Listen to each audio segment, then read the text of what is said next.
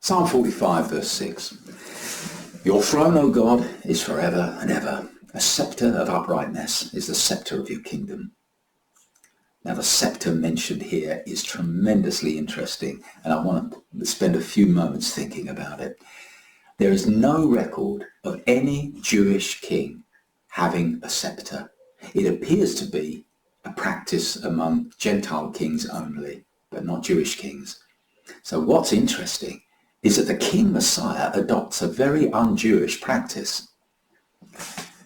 You know, in many of Jesus' parables, Gentiles or Samaritans were shown in a positive light. The Good Samaritans, the obvious example, Luke 10:30 following. A Jewish priest and a Levite ignored the plight of the man who had been attacked, but a Samaritan, despised by the Jews, took pity on him. You see, Jesus could not be confined to narrow national boundaries. He did not judge by what he saw with his eyes or decide by what he heard with his ears, but he judged with righteousness. Isaiah 11:3. Could that be why his righteousness is embodied in the sceptre? It says a sceptre of righteousness. Because this object is not narrowly Jewish, but is, so to speak, a hat tip to the world beyond. He is, after all, the King of Kings.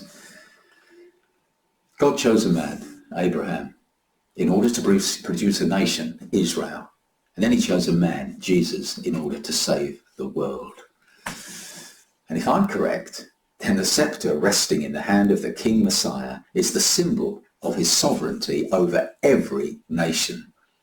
In the prophetic words of Simeon, as he raised the infant Jesus in his arms, a light to lighten the Gentiles and the glory of thy people Israel. Luke 2:32.